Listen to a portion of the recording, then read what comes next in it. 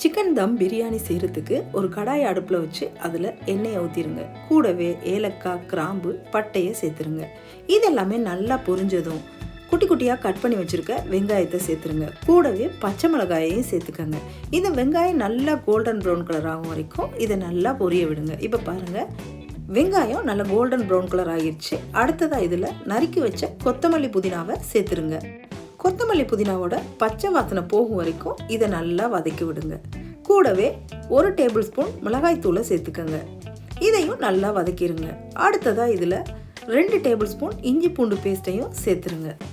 இஞ்சி பூண்டு பேஸ்ட்டோட பச்சை வாசனை போகிற வரைக்கும் இதை வதக்குங்க. கட் பண்ண 2 தக்காளியை சேர்த்துருங்க. உங்கள் டேஸ்ட்டுக்கு ஏற்ற மாதிரி உப்பையும் சேர்த்துருங்க. இந்த தக்காளி நல்லா வதங்குற வரைக்கும் இதை நல்லா வதக்கி விட்டுருங்க. தயிரில் ஊற வச்ச சிக்கனை இதில் சேர்த்துருங்க. இது எல்லாத்தையும் நல்லா மிக்ஸ் பண்ணி விட்டுருங்க. ஒரு மூடி போட்டு மூடி 10 நிமிஷம் வேக விடுங்க. அடுத்ததாக இது 10 நிமிஷம் வெந்துருச்சு. இதில் கொஞ்சமாக தண்ணியை சேர்த்துக்கோங்க. இதை நல்லா மிக்ஸ் பண்ணிவிட்டு இதில் 1/2 டீஸ்பூன் கரம் மசாலா சேர்த்துக்கோங்க. இதையும் நல்லா மிக்ஸ் பண்ணி விட்டுருங்க. இப்போ இந்த தண்ணியாக இருக்க கிரேவி நல்லா வற்றி நல்லா திக்கான கன்சிஸ்டன்சி வர்ற வரைக்கும் வேக விடுங்க. இதில் 2 டேபிள் ஸ்பூன் நெய்யை சேர்த்துருங்க. அதையும் நல்லா மிக்ஸ் பண்ணி விட்டுருங்க. இந்த கிரேவி நல்லா திக்காக வந்ததும் ஸ்டவ் ஆஃப் பண்ணிடுங்க. பாதி லெமனை புழிஞ்சு இதில் விட்டுருங்க. இதையும் நல்லா மிக்ஸ் பண்ணி விட்டோம்னா இப்போ நம்மளுக்கு பிரியாணிக்கு தேவையான கிரேவி ரெடி ஆயிடுச்சு. பாஸ்மதி அரிசியை 1/2 மணி நேரம் ஊற வச்சுட்டு அதை வேக வச்சு 90% வேகிற மாதிரி சாதத்தை வடித்து எடுத்துக்கோங்க. இப்போ நம்ம தம் போட ஆரம்பிக்கலாம். ஒரு அடிகனமான பாத்திரத்தை எடுத்துக்கோங்க. அதில் 1 லேயர் சிக்கன் கிரேவியை சேர்த்துருங்க. கூடவே சாதத்தையும் 1 லேயர் மேலே சேர்த்துருங்க. இதே மாதிரி மாறி மாறி சிக்கன் கிரேவி, சாதம் இதே மாதிரி மாறி மாறி சேர்த்து நல்லா பரப்பி விட்டுருங்க. கூடவே கொஞ்சமாக கொத்தமல்லி இலையை மேலே தூவி விட்டுருங்க.